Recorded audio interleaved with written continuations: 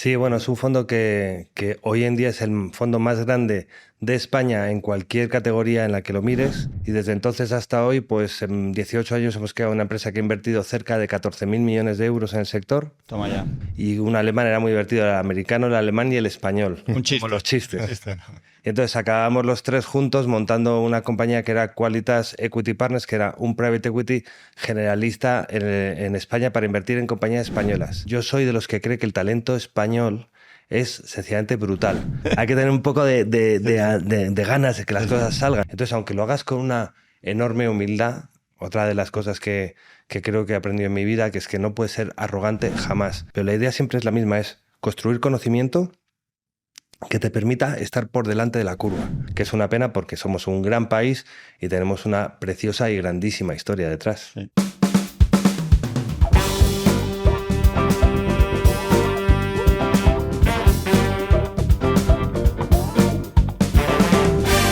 Hola a todos y bienvenidos a una nueva entrega de Entre Gonzalos, el podcast de Bombadil Communications, donde queremos tener conversaciones de verdad con personas de verdad.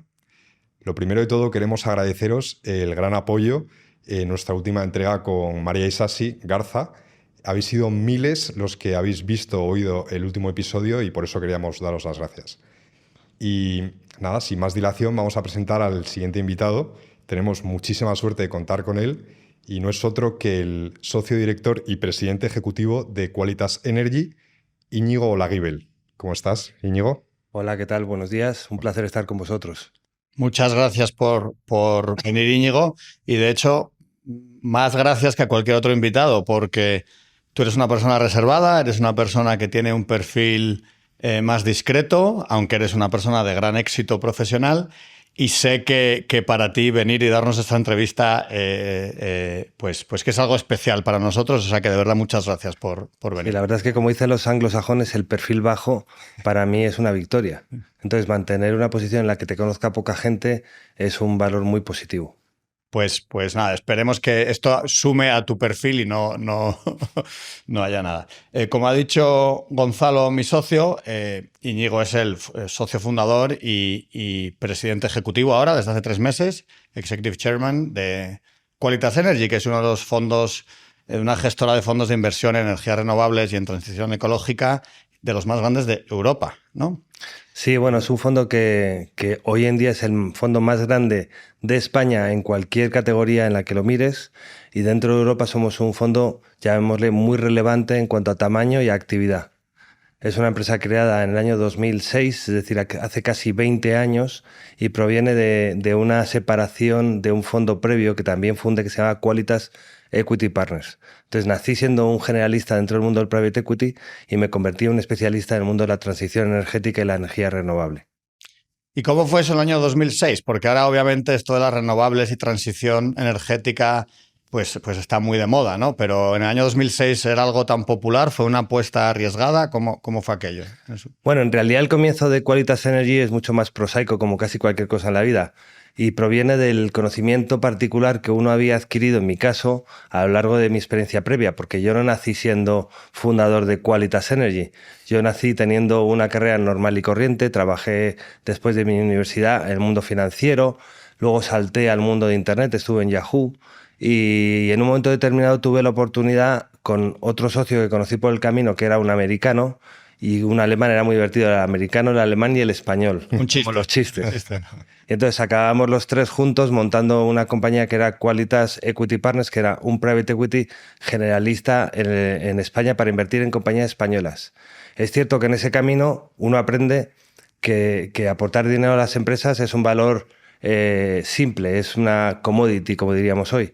Entonces, uno cuando aporta dinero a una empresa lo hace con el objetivo de hacerla crecer, de hacer un plan de negocio a largo plazo, y para eso necesitas algo más, se llama conocimiento. Entonces, previamente al mundo de inversión en private equity, yo había trabajado en banca, y en banca había prestado dinero y había asesorado a muchos de los operadores de energía renovable. Y siempre decía lo mismo, digo, joder, estoy en el sitio adecuado, pero en el lado equivocado de la mesa. Yo quiero estar ahí enfrente, en los que hacen que estos parques estén en funcionamiento, que produzcan energía limpia, por múltiples razones. Una de ellas, evidentemente, porque evitaba la emisión de CO2 a la atmósfera y por lo tanto luchabas contra el cambio climático.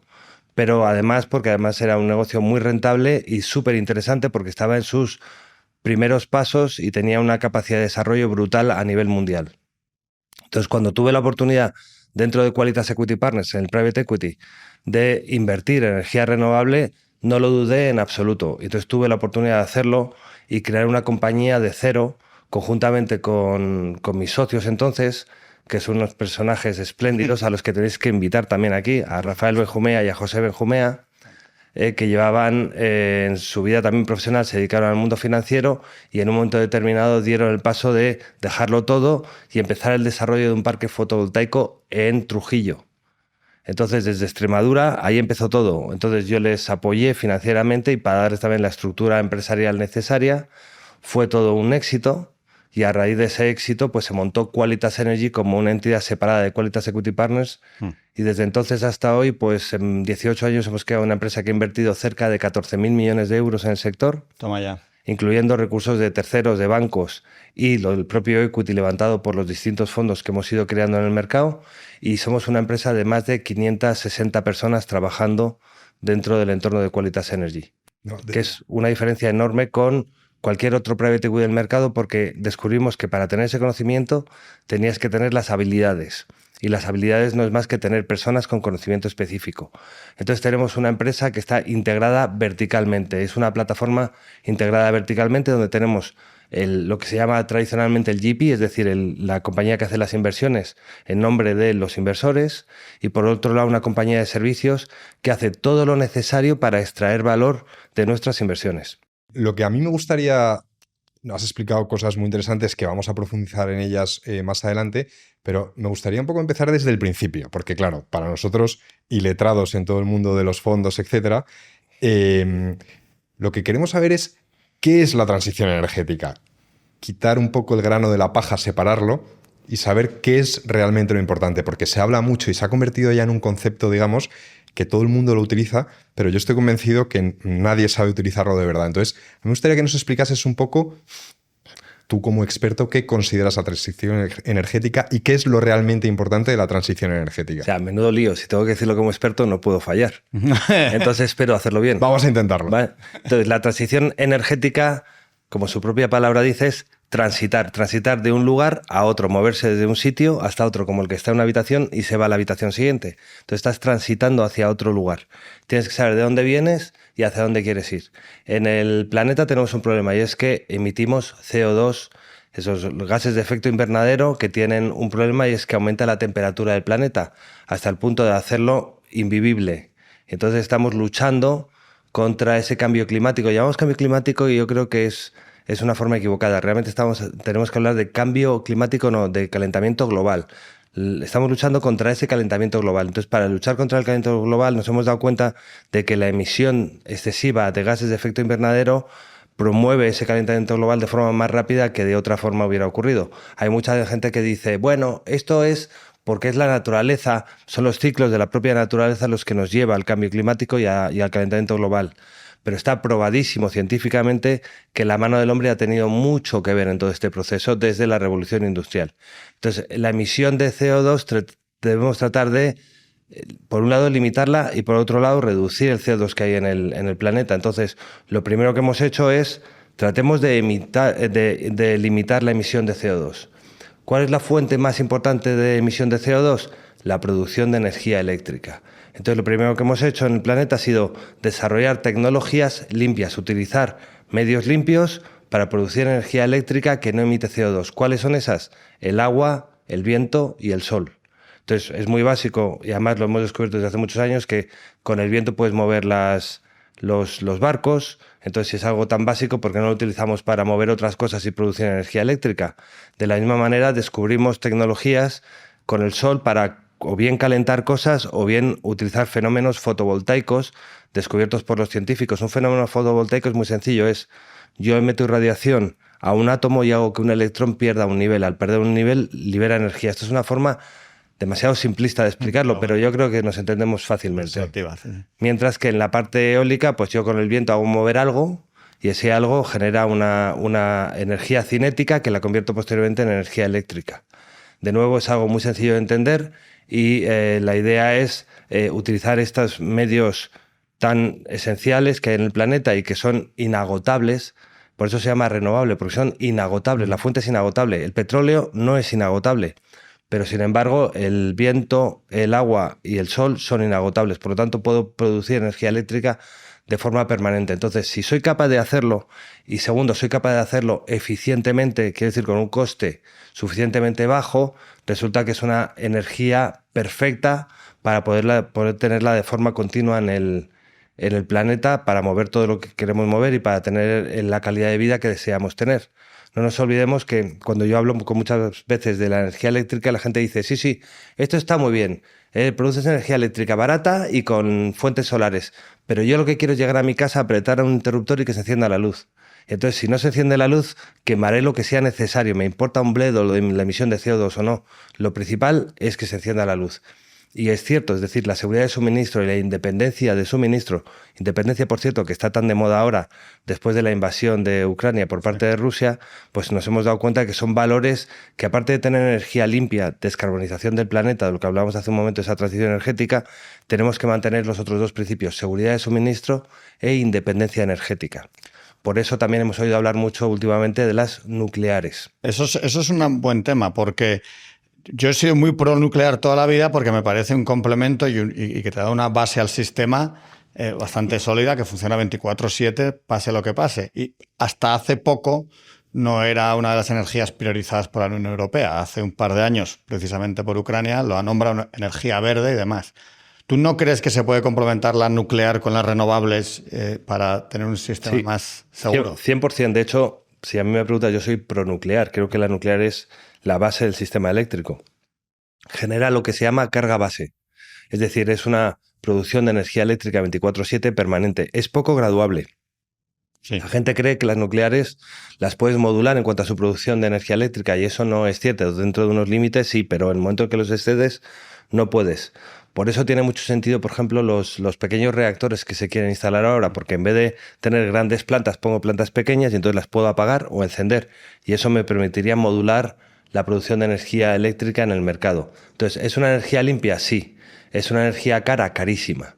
¿Es una energía que tiene efectos que debemos considerar? Sí, por ejemplo, todos los residuos nucleares son fundamentales. Lo vivimos en Chernobyl, en Fukushima. Es decir, hay que tener en cuenta todos los efectos negativos que puede traer consigo la nuclear. Y como hay que tener medidas de seguridad extraordinarias, el coste de producción de energía eléctrica es altísimo. Hace poco, el gobierno británico alcanzó un acuerdo con EDF, la eléctrica francesa, para construir una planta nuclear en Reino Unido que sirviera energía eléctrica al mercado. Y el acuerdo fue, tú construyela, opérala y yo te compro toda la energía eléctrica que tú produzcas. Entonces ese acuerdo de compraventa de energía eléctrica tiene que pagar, evidentemente, toda la inversión y toda la operación de la planta. Bueno, pues el acuerdo está en el orden de 120 euros por megavatio hora, que se va actualizando con la inflación. Es decir, un acuerdo carísimo si lo comparas con el coste de producir energía eléctrica con un megavatio solar fotovoltaico o eólico, donde estamos en el orden de los 30 y pico euros por megavatio hora. Sí es cierto que el fotovoltaico se produce cuando hay sol. Exacto, no es un buen complemento uno con otro. Entonces es un perfecto complemento porque tienes una carga base por un lado y por el otro lado puedes añadir toda la energía eléctrica que eres capaz de producir con la solar. También es cierto que luego esa la puedes acumular, puedes poner baterías o puedes, como se ha hecho en las nucleares, como las nucleares no se podían parar, ¿qué hacían? Cuando no había demanda en el sector eléctrico, cogían agua que estaba aguas abajo y la bombeaban aguas arriba y la metían en un embalse. Tiene todo el sentido porque luego desde ese embalse puedes volver a soltar el agua y producir energía eléctrica. Entonces eso mismo lo podías hacer con los excedentes de energía eléctrica producida por medios renovables, eólicos, fotovoltaicos o agua. Oye, Íñigo, y yo tengo otra pregunta. Me parece muy interesante esto de hablar en realidad de cómo se puede hacer esta transición, ¿no? Y para mí la mayor duda o el mayor miedo o barrera que siento yo cuando sobre todo algún político que suele no tener ni idea de lo que está hablando, te intenta vender la moto y para mí la mayor duda es los plazos. Porque claro, cuando yo oigo de Agenda 2030, Net Zero para 2030 o incluso para 2050, yo sin ser para nada un experto en energía digo, a mí me da que esto no es viable apagar todos los combustibles fósiles y hidrocarburos de aquí al 2030. Y creo que las consecuencias pueden ser muy graves, o sea, pero graves de pobreza, hambre, miseria, si hacemos tonterías. Entonces yo, los plazos, quiero saber cuál es un plazo realista para más o menos llegar a un mundo sostenible desde el punto de vista energético. Es muy difícil contestar cuál es un plazo realista. Pero bueno, tú mismo veo que tu pasado político te traiciona y hablas del hambre y la miseria que se puede generar si no hacemos el movimiento a la transición energética o si lo hacemos demasiado rápido. Entonces, yo creo que la transición energética, entendido como la electrificación del sistema energético, y dentro de esa electrificación que la energía eléctrica sea producida con medios renovables, va camino de producirse en tiempo y forma. Es decir, podemos retrasarnos quizá 5 años, 10 años, pero si miras en Alemania, en España, incluso en Estados Unidos, y muy a pesar de Trump, eso también se está produciendo, porque es una realidad imparable. ¿Por qué es imparable? Porque ahora hay algo que está por encima de lo que estábamos hablando hace un segundo, y es que es la forma más eficiente de producir energía eléctrica. Por lo tanto, cuando algo es rentable porque es eficiente, hay un montón de agentes económicos que empiezan a operar en ese sector. Realmente los gobiernos lo que tenían que hacer era empezar a mover la rueda. Pero la rueda, en el momento en el que empieza a moverse, pues es como una bola de nieve que cae por una ladera, se va haciendo más grande y va cayendo de forma más rápida. Entonces, ¿vamos a llegar al 2030? Pues lo dudo, pero tampoco es necesario. Si llegamos al 2035 será un éxito y si es el 2040 también. Claro. Entonces, realmente son objetivos crecientes, incrementales que vamos generando en cada país donde se implantan. Queda muchísimo por hacer, pero sobre todo ahora hay que actuar más que en la oferta, que es donde hemos estado trabajando hasta el momento, es decir, en producir energía eléctrica barata y que produzca la descarbonización del sector energético. Tenemos que actuar en la demanda. ¿Por qué en la demanda? Pues porque la demanda tiene que aumentar. Tenemos que consumir más energía eléctrica y menos energía primaria. Ejemplo claro, coches eléctricos. Es que ahí quería llegar ahí un poco, porque se está hablando mucho de que el coche eléctrico, la infraestructura del coche eléctrico, por ejemplo, en España, ¿tú crees que es suficiente? ¿Tú crees que el coche eléctrico va a ser una realidad de aquí a poco? ¿Que va a sustituir todo el parque móvil de gasolina? O sea, háblanos un poco pues como experto. No sé si creo o si quiero, más bien. Entonces sí que creo y sí que quiero que el coche eléctrico sea una parte muy importante del parque automovilístico que hay nacional. Si lo piensas bien, pensad un segundo, el coche eléctrico, ¿su uso cuál es normalmente? El de llevarte de tu casa al trabajo o a cualquier recado que tengas que hacer en un entorno de pocos kilómetros alrededor de tu casa. Solamente un porcentaje muy pequeño del uso del coche se hace en viajes largos, que es donde se te genera el problema de carga, porque si tú eres capaz de cargar en tu casa o en tu oficina, te da igual. Pues no necesitas ni cargadores rápidos. Te vale llegar y te enchufas y punto. Entonces, esa estructura ya existe. Y eso es lo que cubre el 90% del uso del coche. Sí que es cierto que la gente, yo el primero, lo que quiero es tener la libertad de poder utilizar el coche para lo que quiera y donde quiera. Entonces uno paga por esa disponibilidad. Y entonces cuando uno se plantea comprarse un coche, que es una inversión muy importante, dice, espera, ¿y cómo me voy a ir de viaje a Fuenterrabía? ¿O cómo voy a ir de viaje a Andalucía? Digo, pongo ejemplos donde suelo ir. Cercanos. Entonces digo, joder, yo quiero ir cuando me dé la gana a Fuenterrabía. Efectivamente. O quiero ir cuando me dé la gana a Formigal para poder esquiar. O quiero irme a Portugal y no te quiero saber que me quedo sin energía eléctrica en el camino. ¿Y qué pasa si me quedo tirado? Menudo lío. Entonces, ahí es cuando uno pues está esperando que las baterías se desarrollen de tal manera que te generen una autonomía suficiente y que los cargadores que hay en el camino sean lo suficientemente rápidos como para que no estés ahí 2 horas para cargar el coche, que en media hora seas capaz de recargar pues un 80% de la batería que te permita llegar. Pero eso yo creo que ya existe, está a la vuelta de la esquina, que esté suficientemente extendido por toda la geografía nacional, pero ya lo estamos viendo en muchos otros países. Hace poco viajaba a China y en China te das cuenta de que Tesla pues, es una marca que ni la conocen prácticamente. Bueno, he visto yo unos coches chinos eléctricos que son alucinantes. O sea, no sé cómo luego funcionan luego técnicamente, pero son muy chulos. Bueno, no caigas en el error común de pensar que los chinos lo único que hacen son cosas baratujas. No, para nada. Para comprar en todo a 100. Tienen la tecnología más avanzada del planeta prácticamente en todo. En el tema de los coches eléctricos hay una compañía que se llama BYD, o sea, BYD, que es Sí. Beyond Your Dreams. Imagínate ya solamente el nombre de la marca. Bueno, pues estos tíos tienen un coche ultra avanzado tecnológicamente desde el punto de vista eléctrico. Entonces, como BYD, hay otras muchas marcas en China que ni conocemos que están compitiendo con BYD, por lo tanto hay un entorno en el que efectivamente esa competencia está haciendo que salgan los mejores. Claro. Porque esto de que China no es un sistema capitalista es un error.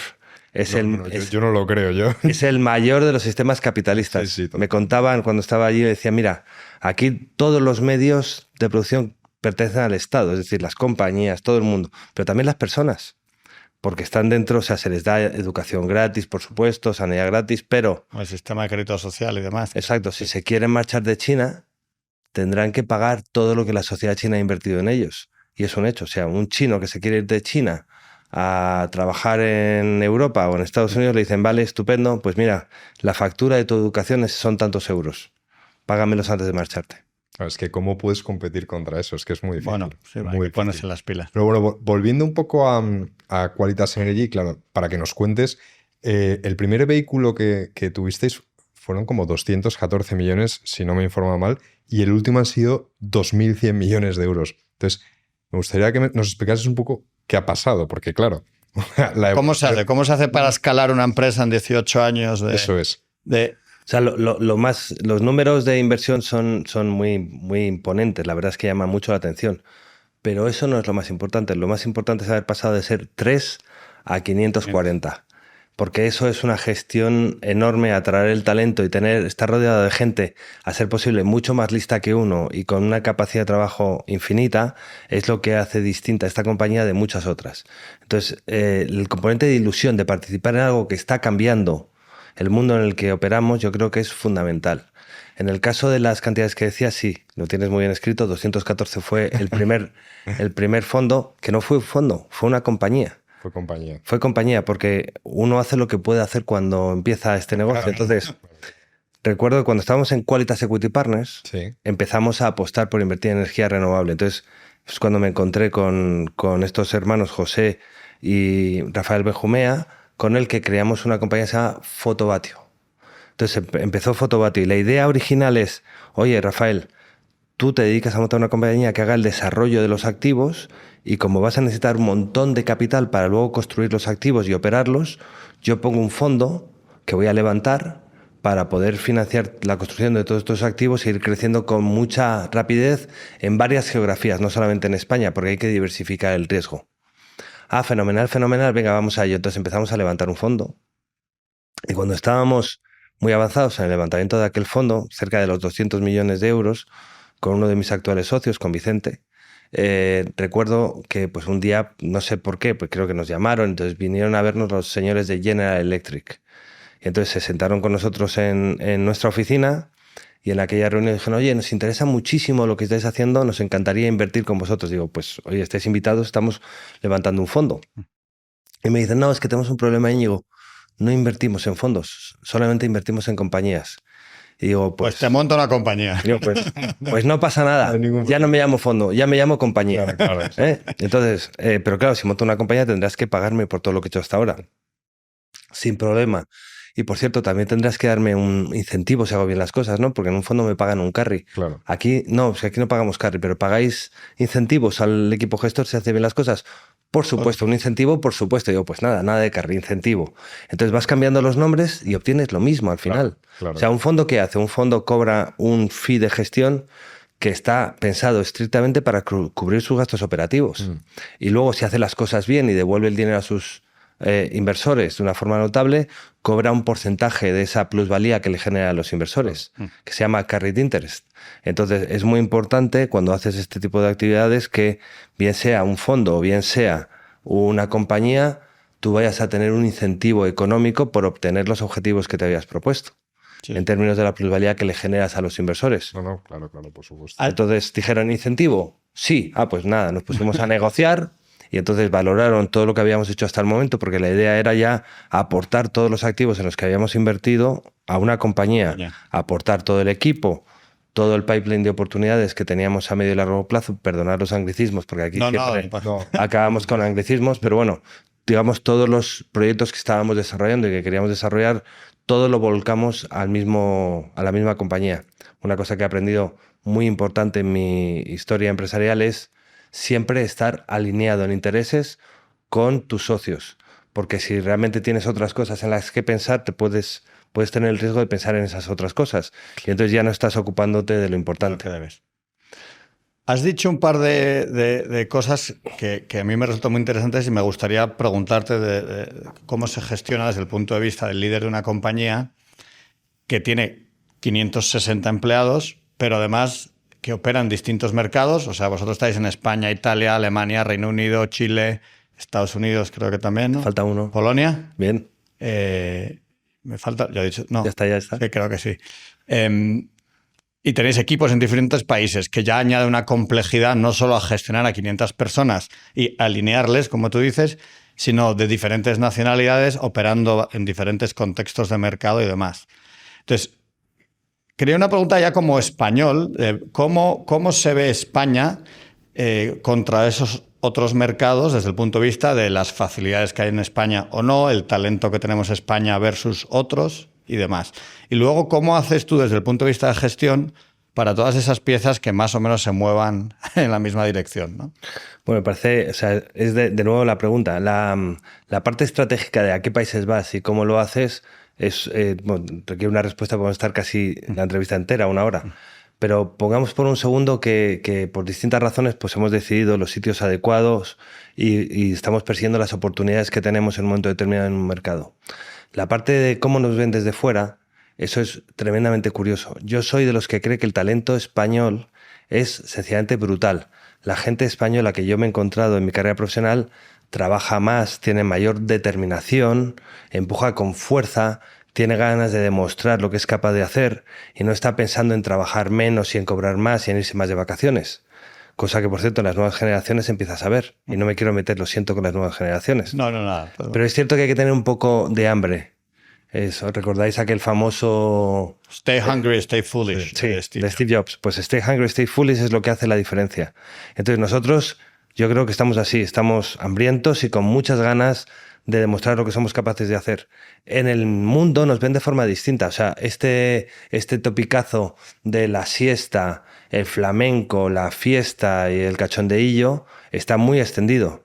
Entonces te vas a Alemania, te vas a Estados Unidos, te vas a Reino Unido y siempre tienes que luchar con esa primera impresión que tienen de los españoles. Y esa primera impresión que tienen de los españoles, pues a veces les cuesta, en mi caso les cuesta a ellos algún disgusto. Claro, porque les gana la parte. Sí. Porque evidentemente al final la compañía que se está expandiendo en su territorio es la nuestra, con nuestro dinero y con nuestra gente. Claro. Por lo tanto, los que están mandando en este caso somos nosotros. Entonces, aunque lo hagas con una enorme humildad, otra de las cosas que creo que he aprendido en mi vida, que es que no puedes ser arrogante jamás, que tienes que pensar que cuando llegas a otro país, pues la forma en la que hacen las cosas, la forma en la que se desarrollan los negocios o en las que las personas interactúan con otras es una forma propia y tienes que aprenderla y tienes que mirar el mundo con humildad. No puedes llegar a imponer tu forma de hacer las cosas. También es cierto que no puedes ser un idiota. No. Y a la tercera que te dicen que las cosas no se pueden hacer de esta manera, que aquí se hacen así, que no tengo ni idea de cómo se hacen en su país, pues a la tercera de cambio les dices, bueno, pues ahora vamos a intentar cambiarlo y hacerlas un poquito de esta otra manera. Hasta que a veces tienes que dar un golpe encima de la mesa y cambiar radicalmente la forma en la que se gestionan las compañías. Ese choque cultural a menudo en otros países para decir, oye, españolitos, que no sabéis cómo se hacen aquí las cosas, pero... Pues desgraciadamente, en mi experiencia personal, estamos efectivamente, lo has dicho bien antes, en 7 países, tenemos 15 oficinas en 7 países. En el 100% de los casos en los que he desembarcado en otro país, he tenido un problema con los equipos locales, tarde o temprano. Entonces siempre llamamos el momento determinado el viernes negro. Hay un día en el que todo hay que reestructurarlo. Y ese día también, con precisión de cirujano, pues ese día cuando tienes que cortar, cortas todo lo que tengas que cortar, pero solo un día. No puedes pasarte cortando la vaca durante un año porque se te pudre la vaca y al final es un problema. Y una cosa hablando de liderazgo, porque claro, tienes que trabajar con 540 personas, ¿no? 560 has dicho antes. Entonces, a mí me gustaría saber, hacerlo un poco más gráfico, ¿qué 3 cualidades buscas en una persona para que trabaje en tu equipo? Da igual, o sea, me refiero que puede ser un directivo o puede ser un empleado, pero En general, ¿qué 3 cosas hay que tener para trabajar contigo? Pues la primera y muy sencilla es ganas, querer hacerlo. O sea, lo primero que encuentras es, oye, ¿el tío que tengo enfrente quiere trabajar con nosotros o no quiere trabajar con nosotros? Entonces, si realmente quiere porque le interesa a la compañía, le interesa el sector, le interesa aprender, pues eso ya es un gran primer paso. Segundo, determinación en la persona. La determinación ya no son solamente las ganas, sino su capacidad de trabajo. Nosotros no pedimos que la gente trabaje 8 horas, ni 10, ni 12, ni 14. Sino que trabaje con total flexibilidad lo que tenga que trabajar con la determinación de conseguir los objetivos que buscamos. Entonces tiene que sentirse parte de la compañía. No es una compañía contratándote a ti, sino tú vas a formar parte de un cuerpo más grande que el tuyo, donde cumples una función, todas ellas muy importantes, y entonces tienes que sentirte completamente alineado en intereses y con determinación suficiente para empujar. A veces, eso lo decíamos de una forma mucho más vulgar, que no sé si replicar, pero sí que es verdad, le llamamos ansia puta. Muy bien. A ver, explica eso. Hay que tener un poco de ganas de que las cosas salgan. Entonces te desesperas cuando las partes con las que hablas y discutes pues no van a tu velocidad, no tienen ganas de hacer las cosas a tu mismo ritmo y no ponen el mismo corazón y las mismas ilusiones y ganas por conseguir que los objetivos ocurran. Entonces esa ansia puta que tú transmites es, coño, venga, apretemos los dientes. No sé si habéis hecho bici en vuestra vida alguna vez. Sí, bueno, Últimamente a los 10 años yo creo que lo dejé. Pero... Bueno, pues cuando estás subiendo una montañita, un puerto de montaña, tienes que recurrir muchas veces a esa ansia puta para poder llegar arriba. Venga, coño, aprieta los dientes y empuja. ¿Y eso cómo se transmite? Volviendo a antes, o sea, se habla mucho de la cultura de una empresa que al final son, oye, ciertos valores, aquí pensamos así, en este caso tú lo has descrito, aquí somos todos parte de un mismo proyecto con unos objetivos y tienes que vivirlos, ¿no? Siendo el jefe o el líder de una organización, ¿cómo consigues transmitir esa cultura, ese empuje a 560 personas en 7 países? Bueno, si fueran 570 personas en 7 países de repente, pues Claro, sería claro. muy complicado. Pero al principio éramos 4 o 5, entonces estábamos todos en la misma oficina, todos con las mismas mesas, unos con otros, todos revueltos. Entonces ahí la cultura, como en las familias, se transmite muy rápido. Es decir, seguro que si tú tienes hijos, estás influenciado por tus hijos y tú generas una enorme influencia, espero que positiva, en tus hijos. Yo Pues también lo espero, no garantizo, pero... es exactamente lo mismo. Entonces se va generando esa relación que, insisto, tú influyes, pero te influyen también a ti. Porque creo, sin humildad no hay nada. Entonces tú no puedes pensar que tienes siempre la razón. Hay otras personas que pueden saber más que tú o tener ideas distintas de la tuya. Pues es cuestión de integrarlas y entonces escoger cuál es la mejor forma de hacer las cosas. Entonces cuando sois 5, pues ya tienes una cultura. Esos 5, conmigo incluido, te conviertes en un evangelizador. Entonces ya te vas y cuando vas ampliando cada uno en las funciones que se le va asignando, pues va consiguiendo que esa cultura vaya permeando. Entonces es muy importante entender que en la parte de arriba de una compañía tienes que tener muy poca rotación, gente que esté tremendamente comprometida con el proyecto porque sea su empresa también. Por eso, además de la humildad, tiene que haber enorme generosidad para que todas esas personas formen parte de verdad del proyecto. Es su proyecto, tanto como el tuyo. Tú no eres mejor que ellos, ni ellos mejor que tú. Formamos todos parte del mismo proyecto. Y luego, si vas contratando a gente en cada una de las funciones que desarrollas, a veces son funciones, digamos, más sencillas o consideradas más sencillas, que no lo son. Es decir, cuando yo opero y mantengo un parque fotovoltaico, que tengo que hacer termografías en las placas, que tengo que limpiar las placas, que tengo que mirar los transformadores, los inversores, pues parece que es un trabajo muy técnico, muy concreto, pero es muy importante. Entonces, la gente tiene que formar parte del equipo que hace la operación y mantenimiento. Es cierto que según te vas a trabajos más específicos, la rotación puede ser mayor. Es una pena que lo sea, porque siempre va quedando el know-how dentro de la compañía, pero tienes que asumir que se va a producir. Vale, y entonces nos ha faltado, o sea, teníamos ganas, ansia puta y la tercera nos ha faltado. Te has quedado con la ansia puta, no con... Me gusta. Determinación. Era determinación. YouTube nos va a censurar este podcast, pero no pasa nada. Y la tercera es determinación. Y luego, un poco repasando tu carrera... Humildad y generosidad. Humildad y generosidad también está muy bien. Esos son valores esenciales. Sí. O sea, la arrogancia no te lleva a ningún lado. Siempre, si eres arrogante, tarde o temprano te equivocarás y tarde o temprano perderás. Siempre. ¿Tú crees que eso viene de familia? O sea, que al final los valores familiares o que vives dentro, o en tu caso, se trasladan, quieras o no, a tu proyecto. O sea, no tengo ni la más mínima duda. Se transmiten los familiares y los sociales. Esto es una tribu. Entonces tú a lo largo de tu vida, pues lo primero que recibes es lo que recibes de tus padres, de tus hermanos, de tu entorno familiar. Luego lo amplías y como buen padre lo sabrás, en el colegio, los compañeros de colegio. Entonces como padre, ¿qué haces cuando tus hijos entran en el colegio? Y de repente aparecen ahí 3 o 4 personas en tu casa un día y tú dices, qué bien que vengan los amigos de mis hijos y de repente te das cuenta que son unos imbéciles. ¿Qué haces en ese caso? Todavía no he llegado al punto, pero pasó con un hermano mío y fue algo... hay que invitarlo a que reflexione. ¿Le prohibirías verse con esos chavales? No, ¿verdad? Sería un error, porque en el momento en el que prohíbes, generas lo contrario. Sí. Lo que intentas es animar a tu hijo en la dirección contraria, nada más. Exacto. Bueno, pues esto es lo mismo. Por supuesto que somos lo que somos fruto de donde venimos. O sea, las raíces son lo que nos hacen ser lo que somos. Tú miras tus raíces, ves un árbol... como decían, aquello tú ves un árbol con las ramas muy abiertas, pues sabes que las raíces son igualmente abiertas y que son tan profundas como lo es la copa del árbol.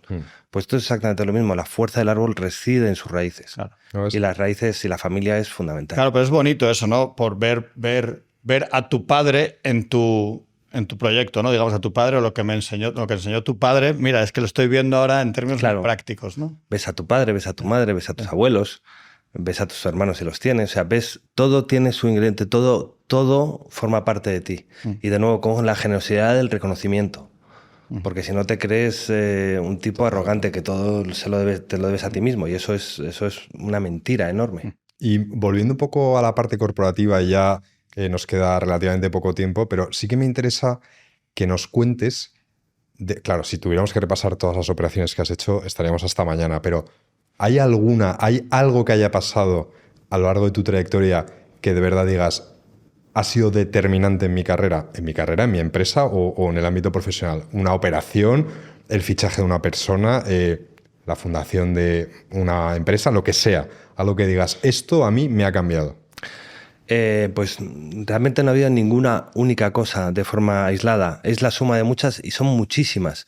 De hecho, son tantas que un día en la empresa dijimos, oye, vamos a hacer un libro para ir escribiendo todos estos cruces de caminos. Yo le llamo el cruce de los caminos. Siempre llegas a un cruce y te voy a la derecha, me voy a la izquierda, sigo recto. Bueno, pues en esos cruces de caminos es donde vas a construir tu futuro. Si te equivocas y te vas al lado equivocado, te vas probablemente al barranco, y sin embargo de la otra manera vas creciendo como compañía. Entonces, he tenido muchísimas de ellas, pero la idea siempre es la misma, es construir conocimiento que te permita estar por delante de la curva. Es decir, en inglés le llaman ahead of the curve, que suena mucho mejor, como siempre. Como todos los anglicismos. Sí. A mí yo siempre gracias a Dios he tenido la oportunidad de estar siempre con gente internacional y moverme con inversores internacionales, y siempre me pasa lo mismo, que cuando me siento con ellos digo, joder, qué listos son. Sí. Es brutal. Y la única diferencia es que hablan inglés. Por cierto, lo hablan muy bien. Entonces a mí me impresiona. Y ya si encima me dicen que han estudiado en Eton o en Oxford o en Cambridge, ya me hago pequeñito. Digo, pero eso es muy español, volviendo a lo que hablábamos antes, que nos hacemos pequeñitos y, como tú has dicho, no tenemos por qué, podemos hacernos grandes, ¿no? Podemos hacernos grandes, pero en términos muy, muy realistas. Yo me acuerdo de ir a Londres, que hemos ido todos un montón de veces, pero ya trabajando en tu empresa, y ya llegar al aeropuerto de Heathrow, y yo decía, bueno, pues voy a coger un Black Cab para ir al centro de Londres para hacer lo que tuviera que hacer. Y entonces, en ese momento, pues antiguamente me iba en metro, pero en ese momento ya podía ir en el taxi. Entonces ya me montaba en el taxi y decía, joder, pero qué taxi tan chulo, ¿no? Qué bien pensado este taxi. Entonces yo iba notando que mi boina, la que tenía en la cabeza, me la iba enroscando cada vez más y decía... El pelo de la dehesa. Pero qué paletillo. O sea, me sentaba en el taxi y me parecía ya una fascinante. Entonces ya cuando entraba en la compañía, iba a hablar con ellos, todos hablando inglés perfecto y tal. Si encima esa compañía tenía un nombre muy sonoro, pues yo qué sé, Goldman Sachs. Sí. Yo ya entraba con miedo en los lugares. Hasta que al cabo de un rato les escuchas con atención y te vas dando cuenta que las cosas que dicen están muy bien, pero tampoco son muy distintas de la que tú eres capaz de decir. Entonces vas adquiriendo confianza y un día ya dices, espera, que yo creo que soy al menos igual que ellos. Entonces te vas quitando todo ese complejo de inferioridad que muchas veces tenemos, que es una pena porque somos un gran país y tenemos una preciosa y grandísima historia detrás. Sí. Antes de ir finalizando, tengo interés en saber qué opinas de la suerte en la vida. Tú has dicho los cruces de caminos. Cuando se cruzan caminos puedes tomar distintas decisiones. Cuanto más conocimiento y más informado estés, tomarás mejores decisiones, sobre todo en agregado, ¿no? Pero ¿tú crees que hay un componente de suerte o hay un componente que escapa a tu control en cada uno de esos cruces? ¿O a lo largo de la vida, cuánto pesa ese componente versus la pura, digamos, determinación y conocimiento? Pues para mí la suerte es una variable más en la ecuación que está siempre presente. Lo que tienes que hacer es que la suerte juegue a tu favor. Entonces, tienes que estar siempre teniendo en cuenta que esa parte de suerte puede jugar a tu favor o en tu contra y meter o factorizarlo en tus decisiones. Porque si no, pues cometerías errores, sobre todo cuando juega en tu contra. O sea, tienes que anticipar la mala suerte más que la suerte. La suerte, bienvenida sea. Claro. Entonces, a ti te tiene que encontrar, como dicen los escritores, te tiene que encontrar la inspiración escribiendo. Entonces, si estás escribiendo, coño, y te viene un viento de cola, joder, fantástico, lo estás aprovechando. Pero si de repente reaccionas porque hay un viento de cola en un sector pero no estás preparado, probablemente fracases. De la misma manera, cuando estás operando en un cierto mercado y viene el viento de cara, que ocurre, y ocurre muy a menudo, tendrás que saber reaccionar. Por ejemplo, nosotros en España, que teníamos como nuestro mercado madre pues una posición muy relevante, teníamos la mayor flota de activos solares fotovoltaicos que hubo jamás en España. Entonces, en un momento determinado se produjo una serie de cambios regulatorios en el mercado español que no voy a meter a explicar ahora ni a culpar a nadie, pues no quiero que esto se convierta en un conflicto político, pero la realidad es que se produjo un enorme daño al sector en España. Fruto de ese daño, nosotros reestructuramos todos nuestros activos, los contratos de operación y mantenimiento, la gestión de los activos y reestructuramos financieramente todas las financiaciones que teníamos para cada uno de esos activos. Entonces, de una situación de llámalo mala suerte. ¿Es mala suerte realmente? Bueno, sí, porque tú no esperabas un cambio que iba contra tus intereses, que en un entorno de seguridad jurídica nunca se hubiera debido de producir, pero se produjo. ¿Cómo reaccionamos? Reestructurando todos nuestros acuerdos e integrando internamente los equipos de operación y mantenimiento y de gestión de activos. Gracias a eso, hoy somos una plataforma integrada con un conocimiento brutal y específico que nos permite ser más competitivos que cualquier otra compañía de la competencia. Entonces, esa mala suerte y cómo subimos reaccionarlo se ha convertido en viento de cola ahora para nosotros. De una crisis, una gran oportunidad. Claro. Y luego, ya para ir terminando, lo que sí me gustaría saber es, hemos hablado de lo bueno, pero ¿hay alguna decisión que hayas tenido que tomar? ¿Cuál dirías que es la decisión más complicada a nivel corporativo que has tenido que tomar? La más complicada que he tenido que tomar. Pues la más complicada que tuve que tomar, y fue en el año 2013, fruto de este cambio regulatorio, fue un día en el que dije, coño, otro viernes de eso. Esto se acaba. O sea, me han cambiado las reglas de juego, por lo tanto mis activos ya no valen lo que valían, no voy a poder dar el retorno que quisiera dar a mis inversores, no voy a generar ingresos suficientes para pagar las nóminas de mi gente, por lo tanto tenemos que reaccionar. Entonces ese día nos sentamos con los 5 magníficos, los que empezaron a desarrollar este proyecto conmigo, y dije, oye, chavales, tenemos 2 opciones. Opción A, vemos el coste de liquidar e indemnizar a todas las personas que tenemos, que todavía tenemos caja para hacerlo, y entonces indemnizamos y todo el mundo se va. O alternativa B, nos reducimos el sueldo y el salario todos, empezando por nosotros, y hacemos esta estrategia de reestructuración de los activos y empezamos a trabajar y a pedalear de nuevo para ver hasta dónde podemos llegar. Entonces, esa decisión, que fue muy complicada, fue socializada con todas las personas y todo el mundo, salvo una persona, decidió empujar la compañía, reducirse los salarios y seguir trabajando en el sector. Esa persona quizás se arrepiente ahora, pero bueno, las decisiones se toman en su contexto. Se toman en su contexto, claro. Oye, espero que le haya ido muy bien. Oye, sí, no le deseamos mal a nadie, pero... Nada, nunca. Sé que te tienes que ir a comer, ya te hemos abusado de tu tiempo bastante, pero sí nos gustaría acabar con digamos, la que hemos hecho pregunta insignia del programa, que es preguntar a los invitados a qué 4 personas vivas, porque si te metes en muertos ya, pues es demasiado, ¿no? Pero ¿qué 4 personas vivas te gustaría invitar a cenar a tu casa, ¿no? A cenar a tu casa con tu familia, estándar, pero además a cuatro personas, digamos, insignes que dirías, me gustaría hablar con esta persona. Vale, pues no sé si esto lo ha contestado más gente, pero desde mi punto de vista, las personas más insignes que yo conozco pertenecen a mi familia. Por lo tanto, mi querido tío, mi querida tía, mis queridos primos y mis hijos formarían parte de esa cena indudablemente. Y eso sería, sin lugar a duda, lo que haría. Ahora, si me preguntas, personajes que podamos conocer, que sean relevantes públicamente o socialmente, pues por ejemplo, hay gente ahora, uno que está muy de moda, se llama Mark Carney, que fue ayer elegido como primer ministro de Canadá del Partido Liberal Canadiense. Es un hombre con una trayectoria tan espléndida, ha sido gobernador del Banco de Canadá, gobernador del Banco de Inglaterra. Inglaterra siendo canadiense, que eso se llama. Siendo canadiense. Y es un hombre que si escuchas su discurso o lees su libro que se llama Values, te das cuenta pues que ha heredado todos esos valores de los que hablábamos antes, que uno mama en su casa, y los ha transmitido, los ha convertido en valores que pueden ser extrapolables a toda la sociedad. Y es un trabajador incansable. Entonces, esa persona me genera una enorme admiración y me encantaría hablar con él de un montón de asuntos, algunos macro, porque hay algunos temas macro que a mí me tienen anonadado y que creo que tenemos que hacer un esfuerzo como sociedad tan brutales y se llaman ¿cómo es de sostenible las pensiones a futuro? Que es un tema sobre el que podemos probablemente hablar durante horas, Sí. pero desde luego no como lo estamos haciendo en España y no como se ha hecho políticamente en cada uno de los ciclos políticos que hemos tenido en España, bajo ningún concepto. Hay que tener un acuerdo de Estado, los pactos de todo lo que tuvimos en España, pero de una forma quizá más profunda y con fundamentales más reales. Entonces, en Canadá sí que supieron solventarlo.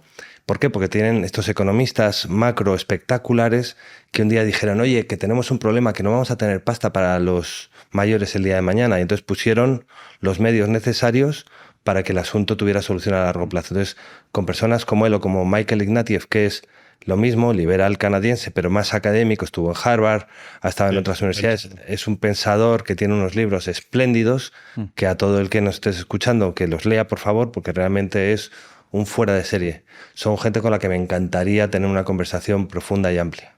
Mark Carney, Michael Ignatieff, ¿y hay otros dos que te sumes para, digo, completar el cuarteto? O... O sea, que te va con el rollo social. Y los otros dos que me sume, pues estaba mirando porque, curiosamente, y si yo sí que creo en la igualdad y en la diversidad, y creo profundamente. Entonces, estos valores que ahora les llaman estúpidamente, con todo respeto, la cultura woke o woke, que me parece que es una forma de denigrar algo que es muy importante, que ha estado pasando en los últimos años, que quizá nos habíamos pasado de péndulo en la forma en la que lo estamos ejecutando, sí, y que hay cosas que se podían cambiar para poder modularlas también, pero me resulta muy importante que pongamos en valor todas aquellas mujeres que por distintos motivos han tenido un papel fundamental o lo están teniendo en cosas tan importantes como los avances científicos, como el estudio sobre el ADN, estudios o incluso novelistas magníficas como... ¿cómo se llama esta? La de la criada, el cuento de la criada, Margaret Atwood. Sí, exacto, Margaret Atwood, sí. que es un personaje así mismo, pues imaginarse ese mundo distópico tan brutal que cuidadito, que está ahí a la vuelta de la esquina con Trump, pues a lo mejor su forma de pensar te puede ayudar mucho para que seamos capaces de prevenir los peligros que pueden venir de cualquier lado, de las extremas derechas o izquierdas o en cualquier momento.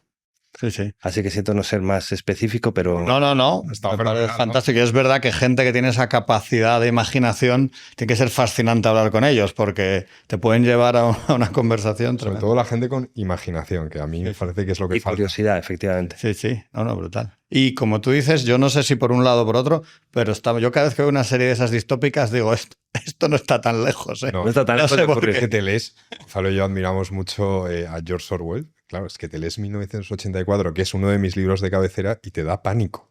Es que te da pánico ver lo que escribió ese señor en los años 50 y lo que está pasando hoy en día. Es que es brutal. Sí. Recomendamos también leer ese libro. Orwell. Un poco Sí, los movimientos populistas no creo que sean hoy un ejemplo claro de cómo queremos desarrollar nuestras vidas socialmente. Totalmente. Pero bueno, muchísimas gracias, Íñigo. Es un verdadero placer estar con vosotros y charlar.